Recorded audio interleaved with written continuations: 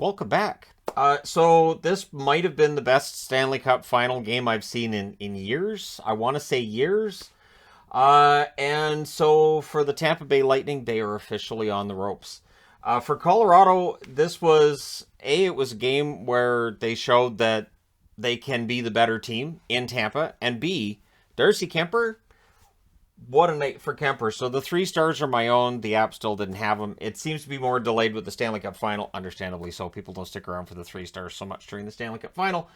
But, so I did my own. We'll get to that. It was Kemper versus Vasilevsky. Any discussion of whether or not they might decide on Francouz, that's gone. The Avs haven't lost 2 in a row in the 2022 playoffs. And if you never lose 2 in a row in the playoffs, you don't lose in the playoffs. You're good. So Kucherov was in. Hagel's denied early. And then at 36 seconds, it's Tampa Bay that gets on the board. It's their third shot already. The rebound gets buried by Cirelli from Killorn and Chernak. So, yeah, it's 1-0 very early in this game. And the crowd's into it. The Bolts are excited. And all I could think was, oh, this could be the same as the 6-2 game. Like, that was my thought early on here. And I thought, I might have jinxed it this morning when I said there should be a lower scoring game. But turns out to be the case. Kucherov has a chance that's held. That was also in the first minute. So that's 4 shots by Tampa in the first minute of the game. And honestly, Tampa Bay was the far superior team in that first 20 minutes. The Avs press at 2.5 minutes, but the Bolts are shot blocking. Lots of shot blocks by Tampa tonight. Landeskog and Kadri fire one wide as the Avs look for the tying goal. A net feed by Newhook. That's blocked. Cirelli has a shot that's saved. The rebound's cleared out. The shots are 6-2 for Tampa Bay at 7.5 minutes. Game is starting to settle down. Belmar blocked on turnover. Nash then has an opportunity that was held. Then there's a net feed to Comfer. That's blocked. The Avs then press with 8.5 minutes left. Then there's a turnover chance for Nick Paul. He's robbed on that. Nichushkin has a chance that's saved. That was only the Avs' second shot, and we are with, I think, about 6 minutes left at that stage. Killorn then blocks a shot from Taves. McKinnon has a rush opportunity. That's saved.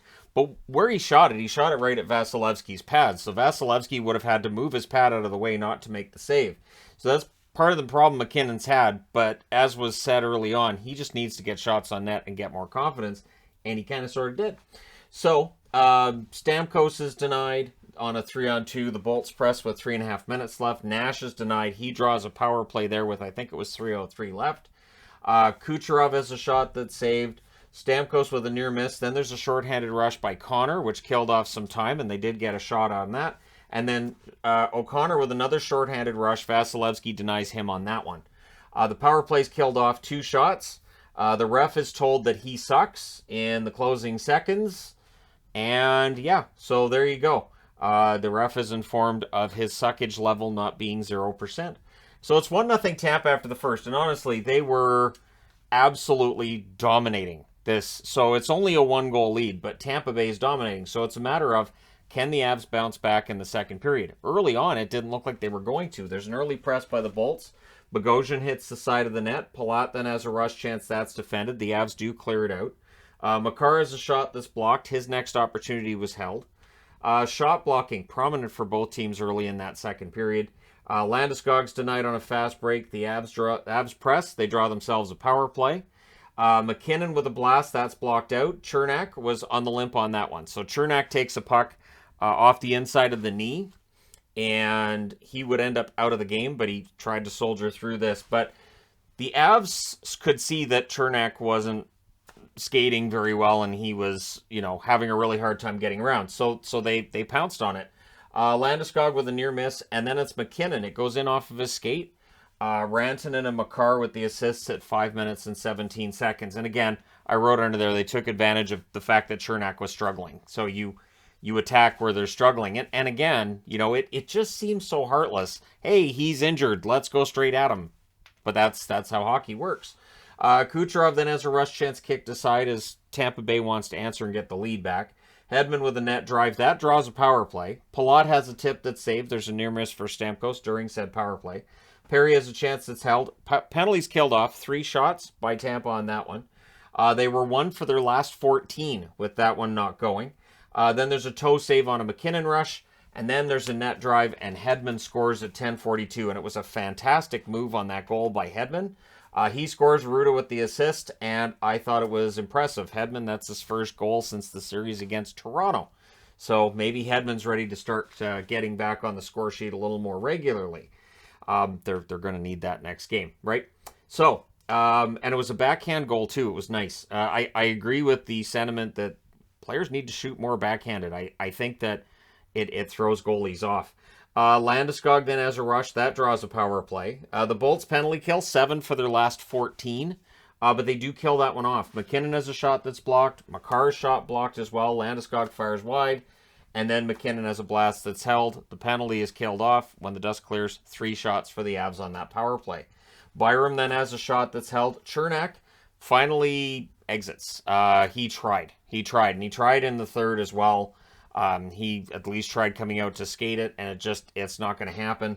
So I'm going to call it now. I don't think Chernak plays in the next game. It didn't look great. If Chernak doesn't come back, that's a sign that it's something bad, because Chernak will fight through a lot of pain. Cirelli then had a rush chance to deflect high. Makar fires wide as the Avs press. McKinnon then has a shot that's saved. The rebound's cleared out. Hedman tries to bank one in, and that was a smart move by Hedman. He thought he saw an opportunity to bank it in off Kemper, but Kemper holds on to it. More blocks by Tampa as the Avs are pressing again. Belmar then with a net feed, that's blocked out. The Bolts press. Manson got stuck on the ice for more than 3 minutes at one stage here too. Cirelli then exits, and this didn't look good either. He's down on the ice, and his own teammate basically skates across. It looked like it was this part of his arm. So he immediately grabs his arm and skates off and goes right to the room. So that means it's a skate cut. The fact he doesn't come back the rest of the second period and he needed help putting his jersey back on to start the third tells you that it's probably stitched up and it's probably pretty painful. You can see with players, they know when the skates cut them or when they suspect the skates cut them and they're just gone because they know how dangerous that can be. So hopefully Cirelli's okay. So it didn't look great for Cirelli at that point. Colton's denied at the buzzer, but it's 2-1 Tampa. So they're down Chernak, they're down Cirelli by the end of that second period, but they're up 2-1. So you have to hold it in the third period. Cirelli does come back, but I really don't think he was 100%. And this is the thing. The way that Tampa Bay has been fearlessly defending and just blocking everything, I really think it's worn them down. And I think that for Colorado, this is the first team that's just decided, well, we're just going to keep shooting. We're not going to get frustrated. We're not going to change our game. You're not going to, get us flustered. We are just going to keep blasting it. If you're going to get in the way of a 90-mile-an-hour puck, eventually we'll get you out of the way, whether you stop blocking it or you're out of the game, right? So there was a jinx by Sportsnet in between the second and third period where they said that there wasn't a 5-on-5 goal scored in Tampa Bay by an opposing team since the Toronto series. So David Amber wanted to bring that up, so he jinxed him. Eric Johnson has a shot that's blocked, and then another one is blocked as well. And again, he just kept shooting. Newhook has a rush chance that's deflected wide. The Avs, though, they get some pressure, and they score at 2:53. Now, the goal is credited to Sturm. Helm and Byron with the assists. It may be changed to Cogliano's goal. Last time I looked, it hasn't been changed. It may end up being Cogliano's goal. And that is the first 5-on-5 goal allowed by the Bolts at home since the Toronto series. Now, the Bolts try to answer, but they have a problem in the third period in this series. They haven't scored a single goal in the third period in this series, and that is continuing to be a problem. So, Nichushkin with a net drive, that leads to a hold by Vasilevsky. Manson has a shot that's blocked with Vasi down. That would have gone in, but there's a nice shot blocked by Tampa Bay, who, don't make a drinking game out of me talking about Tampa shot blocks. You will die. So, Hagel has a rush chance that fizzles out. McKinnon then rushes. He sets up a press by the Avs. There was a wraparound by Nichushkin. That saved. And this is where you realize Chernak's not playing. He's on the bench. Doesn't get a single shift in the third period. The last time I remember that happening would have been Zdeno Chara last season. Or was it the last year he was in Boston? I know Chara came back to sit on the bench and didn't play a single minute in that period. That was a third period situation as well. You want to be there, right? You want to be there. We saw that with Braden Point when he got hurt initially. He tried. He was upset. He didn't want to leave the bench. I understand these guys not wanting to leave the bench.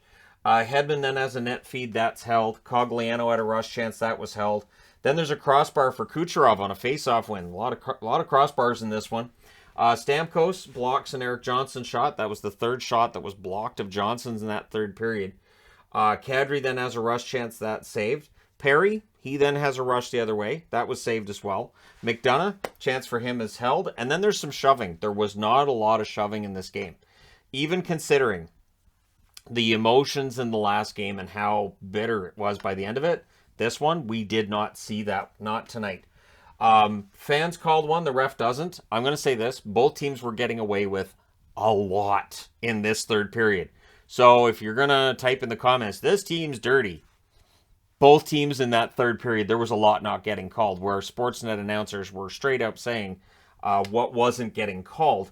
I think the one that they wanted, I think this is when interference isn't being called, and Victor Hedman's talking to the ref, and the ref's just explaining, yeah, interference isn't a penalty anymore.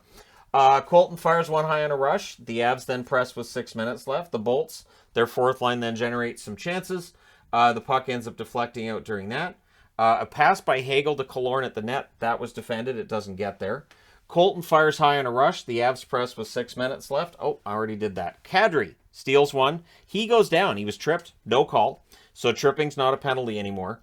And again, both teams did this. So I understand people are going to be upset about this game and yada, yada, yada. And if this call gets made, yeah, both teams, that was just clear, we're not calling anything. The guys on the ice are gonna handle it. So Ruda has a blast that's held, and overtime was looming ever since this game was tied. When it's 2-2 at 2:53, it just felt like next goal wins. And I almost wrote it on the board with like half a period left. I was going to write next goal wins. I didn't, so there you go. You can mention in the comment section below. Stupid lying hockey guy. Anyways, so Killorn fires high on a rush, pretending you're psychic. Both teams, cross-checks not called in the second half of that, and they were bad. These are cross-checks that I was like, holy crap, that's not a cross-check. And that was won by an Avs player, and then there's one by a Bolt, or no, it was a Bolts cross-check first, and then it was an Avs cross-check after that. And I was like, oh, fans are going to be so mad, because again, you focus on what's happening to your team more than focusing on what your team's doing. That's at least what I've seen with sports fans. And amazingly, I've been guilty of that at times in my past as well. I do my best not to do that. But yeah, cross-checks not being called. The Bolts press in the final minute. Hedman has a chance that's saved. And through 3 periods, remarkable. The first period was all Tampa. The second period was all Colorado, mostly. The third period, Tampa Bay had good chances, but their shot blocking. A lot of shot blocking. The shots favored Tampa, but if you watch that period, you'd be surprised that the shots favored Tampa, because Colorado had zone time. Overtime, I have to say, Colorado decided they weren't leaving Tampa Bay with a tied series. So Cirelli fires wide, early chances for the Bolts. Then Nichushkin has a chance that's held. Landeskog couldn't bury the rebound. Paul's denied on a turnover opportunity. So Nick Paul continues to be a big game player here. Confer has a net feed, that's cleared out. Makar has a shot saved as the Avs are pressing. And they, early on, you could see what they're doing. So they were getting as many guys to the net as possible. Just get a whole bunch of bodies in front of the net and just keep flinging it at the net. And go for a deflection, go for a garbage goal, get that rebound. Because again, Vasilevsky has been fantastic, right? At home, Vasilevsky's been amazing. So you have to key on him. And just look for whatever you can get. Just get all the bodies to the net. Try to get that garbage goal. McDonough fires one wide as the Bolts press. O'Connor's then denied on a fast break. Just absolutely robbed by Vasilevsky. Then there's a post by Taves, 92.5 miles per hour. So that had to have stripped some paint off that post. And hooking isn't a penalty. So in overtime, you could see. Now during the season, I talked about, if it's a hook on the hands, if it's a slash to the hands, it's a penalty. In this game, it's fine. It's fine. My hand fell off. It was probably falling off when you're on the bench. So Vasi holds to stop an Avs press as the Avalanche are really starting to take over the game. Then Hagel had a rush chance that was saved. Eric Johnson has a shot that's held. He got one on the net. Rantanen has a shot that deflects out, and you could feel it. So there's a heavy press by the Avs with 9 minutes left. This is, again, more crashing the net, more just get through, fight through it. Manson has a shot that's blocked, and then Kadri. He has a rush and the puck goes in the net. And nobody knew. There was no reaction from the players, from the fans. There was no goal light. What happens is that the puck goes in above the post under the mesh and sits there. So Bowen Byram comes in from the point and is like, yeah, the puck's in the net, because everybody figured Vasilevsky was on it, while we're still wondering, how did he save that? He didn't. Kadri gets the overtime winner from Lehkonen and Kemper at 12:02. So everybody will be happy Kadri got a goal. Of course they will. And again, it was a delay before we knew the puck was in, which means they have to mention the 2010 goal by Kane, because that's the one you always mention.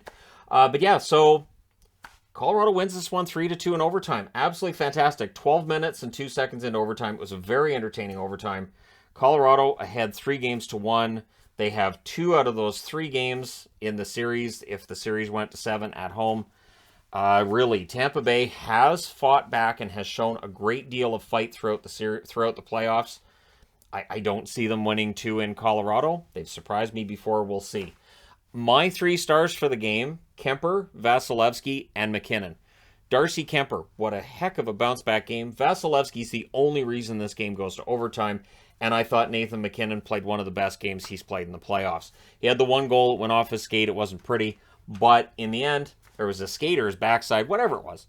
It went in off of him. It wasn't like a beautiful shot, but still, it gets him off the schneid. He gets that first goal of the final, and it's a big one. So, honestly, huge win for the Avs. You look at the shots, 17-4 Tampa Bay in the first. That's where Darcy Kemper keeps them in the game. 17-9 Colorado in the second. That's where Vasilevsky protects the lead. In the third, the shots are 10-6 for Tampa. In overtime, 11-3 for Colorado. They really wanted it. The final shots are 39-38 for Tampa. Power plays, Colorado goes 1 for 2. Tampa Bay 0 for 2. The hits were 41-29 for Colorado. And the block shots, 34-20 for Tampa Bay. So again, the Bolts, I think the shot blocks are wearing them down. I really do. And if they're without Chernak for the next game, that just makes things so much tougher. Chernak is an excellent top 4 defenseman. That would bring Cal Foote, you have to think, into the lineup. I like Cal Foote. He's not Chernak yet at this point in his career. So we'll see. Game 5 will be on Friday. I'll be here to cover it. That'll be in Denver. And there you go. So let me know your thoughts in the comment section below as always. Don't forget to hit like and subscribe. If you're browsing your way through, you just happened upon this video. Thank you guys so much for watching, for all your support. I will talk to you again soon.